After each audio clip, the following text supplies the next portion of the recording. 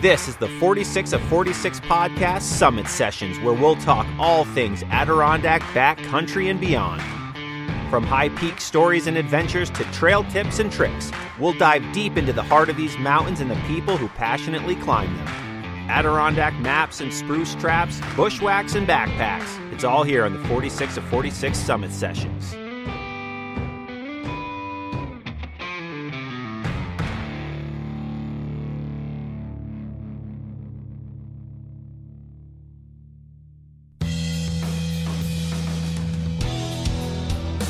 Welcome to another episode of the 46 of 46 podcast Summit Sessions.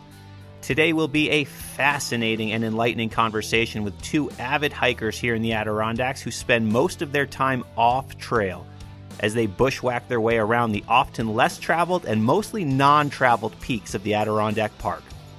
Bushwhacking is a topic and a skill set all its own, and it's very different from traditional trail hiking and is not to be taken lightly. If you're on a trail and you get lost, someone can pretty easily come find you.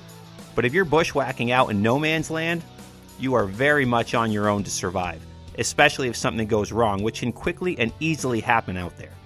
It's a high-risk, high-reward activity, and I am stoked to learn so much more about this subject today with two people who have tons of experience and knowledge in it. Sam Perkins and Spencer Morrissey. Thanks for coming on the show today, gentlemen. Yeah, it's good to be here. Thanks you for having us. Yeah, absolutely. You guys are the experts on this subject, so I'm stoked to hear more. And I've spoken with Sam for quite a while about this, so I'm really, really excited to learn more from myself and then as well as the people listening. So before we dive in, let's just get a quick backstory on the two of you. We'll start with you, Sam. How'd you get into hiking and the outdoors? And take us through your little story. So I grew up in Lake Placid and spent most of my life riding mountain bikes. A lot of stunt riding all over the park, did demonstrations, competitions, stuff like that. Never really got into hiking because I always had bad knees. And probably about 5.5 years ago, I finally said, you know what, I'm going to do this. And my knees were killing me, but after that, they got much stronger. I was certainly hooked. You know, my original goal was to do the 46 high peaks by the time I was 46, and it took me about 2 years to get them done. Got kind of addicting. And my 46 high peak was Colden, which was also my 100th peak. So while I was working on the high peaks, I was doing a lot of the small stuff as well. Yeah, it's been super, super fun. And, you know, I'm out there all the time now. And I don't see it ending anytime soon. You've been a lot of places in 5 years, that's for sure. I certainly have done, you know, a fair amount at probably like 305 mountains right now that I've stood on. Just in the Adirondacks? Just in the Adirondacks, yeah. I really haven't got outside of the park just because there's so much right here in our backyard. Yeah, there's a lifetime of activity here in the Adirondacks, so it's kind of hard to say, do I want to get in the car and drive a few hours when I could just get in the car and drive 10 minutes? Exactly. I get it. Trust me, I get it. Yep. Spencer, hit me. All right. Well, I didn't start hiking till I was out of high school, 19, thereabouts. Where I really started jumping back into it. I did Blue Mountain because I grew up in Long Lake. It was close. Didn't have to go very far. Did a lot of the ones around Long Lake, and then started working on the 46 with my dad.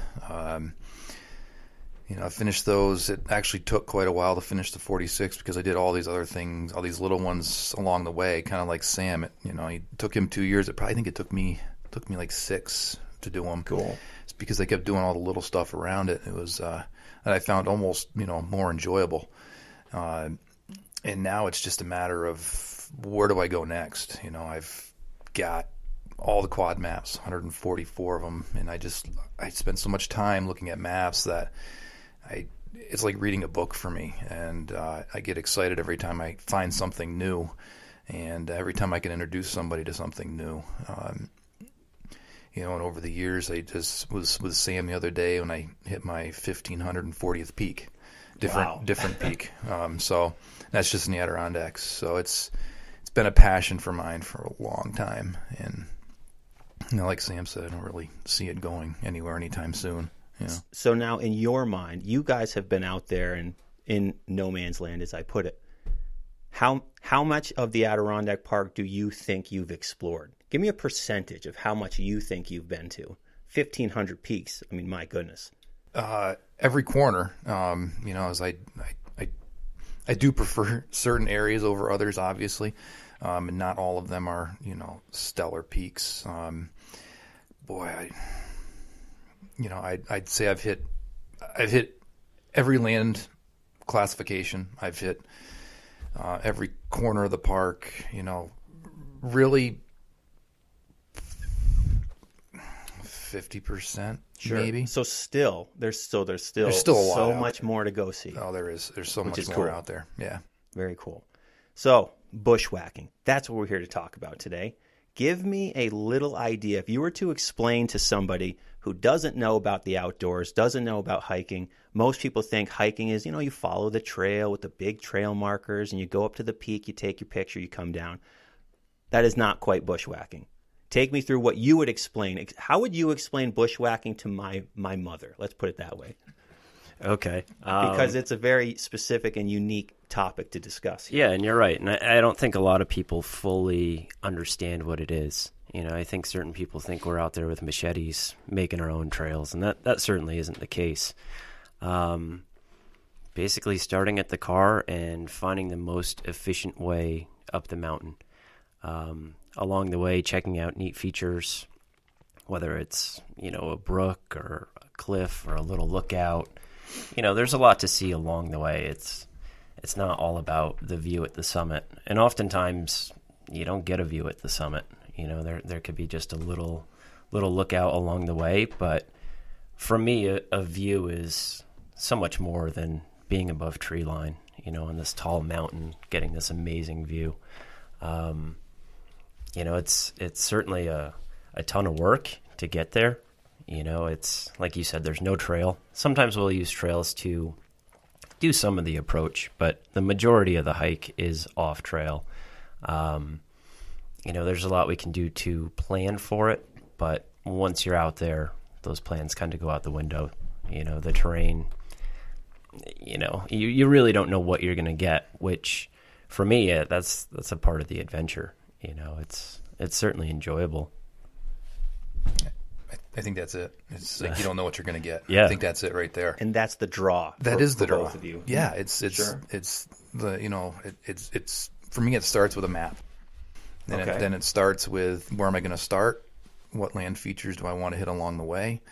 And it's kind of like winging it. Really, it's finding the path of the least resistance.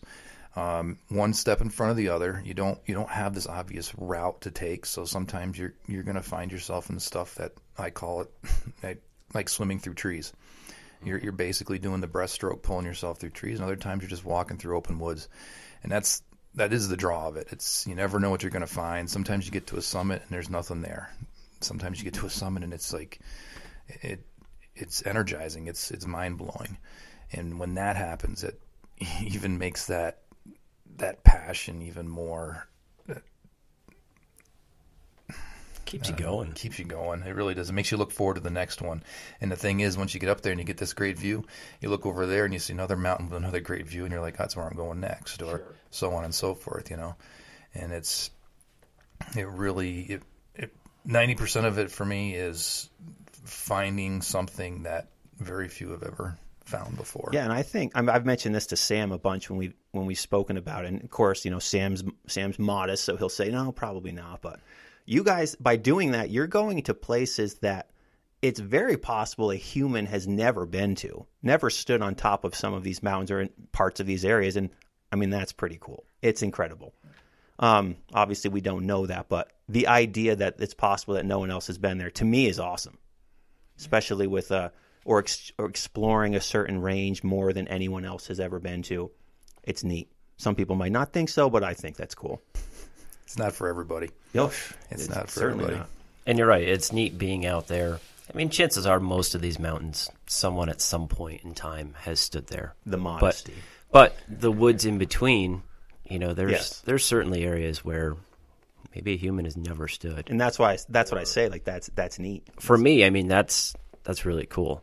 You've been on some stuff I bet there's nobody even stood on top of before. Well, maybe. Yeah. I would assume so, considering, like we have so many trails here in the Adirondacks that are just, cut trails, DEC trails. So most people don't have a reason to go anywhere else, but you can, and you are. So I feel like there's a good chance that you're going places that humans haven't quite been, or at least haven't been in a long, long, long time.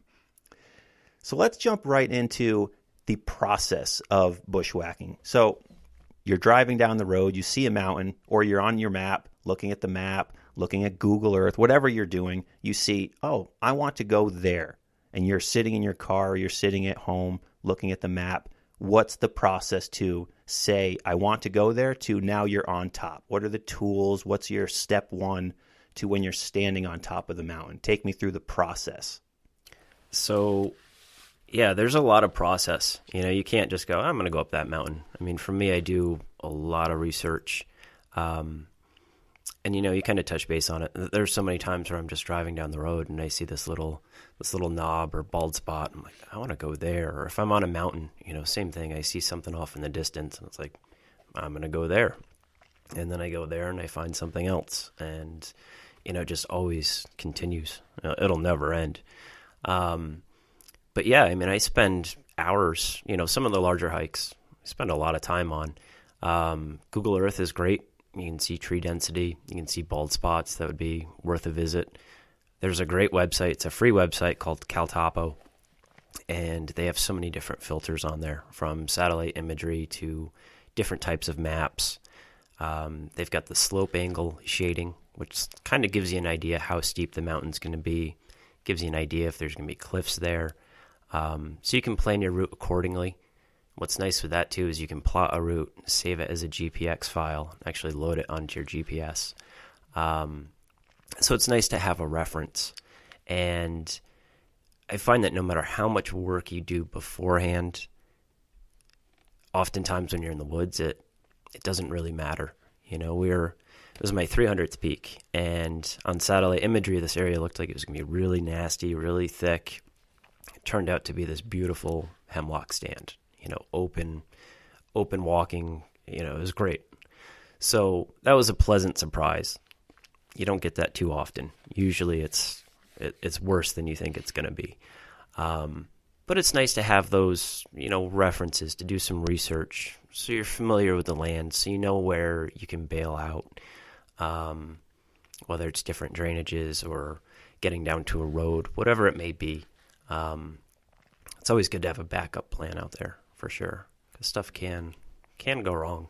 Sure. So you basically, your research involves you first decide where you want to go, and then you're looking at Google Earth, you said, and Caltopo, and then okay, so now you know what it's going to look like. How do you get there? So a lot of this stuff, I mean, there's so much right on the side of the road, and that's what's so great. I mean, 73 and 86 popular routes in and out of Lake Placid, all along both of those roads are, really great mountains that don't take a ton of effort to get to. Generally, there's parking, on those roads. So yeah, you find a parking spot closest to where you want to go, and you hop in the woods and kind of go from there. And oftentimes on the hike, I always try to do a loop rather than out and back, sure, just so I can see more of what's out there. There's hikes that Spencer and I have been on where we'll spot a car and do a traverse, which is nice too. Again, just to see more land, hit some more peaks. Works out pretty well that way. All right, great. So, but let's dive deeper, Sam. Take me through the process. So you to get to the top of the mountain. So you mentioned you can load these maps and a route into your GPS. So are you following the GPS as you go into the woods? Are you obviously you get to a point where you can't see your destination. You see it from the road or whatever. You don't necessarily see it once you get into the trees. So how do you get to where you're going? So I do use a GPS. It's a DeLorme InReach Explorer. Garmin has since bought DeLorme, but they still offer that model. Super handy. You can see your route. I have satellite imagery downloaded, as far as the maps go, which is really handy for finding those bald spots. that could potentially be a nice view. Obviously, I have a map and compass in my pack at all times. Like, you always have to have one of those and know how to use it. Sure. But GPS, you know, it